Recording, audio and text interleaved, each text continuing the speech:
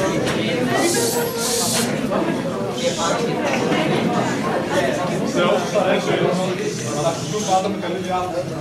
όσους χαιρετούν ακόμη με ανοχή. Σε όσους δουλεύουν σκληρά αλλά δεν ξεχνούν το νόημα της ζωής. Σε όσους κλείνουν την τηλεόραση για να ακούν δύο κουβεντούλες. Σε όσους είναι ευτυχισμένοι ακόμη και αν καταφέρουν τα μισά. Σε όσους τραγουδούν δυνατά ακόμη και αν δεν έχουν καλή φωνή. Σε όσους τα βλέπουν μαύρα μόνο όταν είναι σκοτάδι. Σε όσους έχουν τον ενθουσιασμό ενός παιδιού και την ωριμότητα ενός μεγάλου. Σε όσους ξέρουν ότι δεν εξαγοράζονται όλα το χρήμα. Σε όσους δεν περιμένουν τα Χριστούγεννα για να γίνουν καλύτεροι, αλλά προσπαθούν κάθε μέρα. Δηλαδή σε όλους εμάς, ευχόμαστε ολόψυχα καλή χρονιά.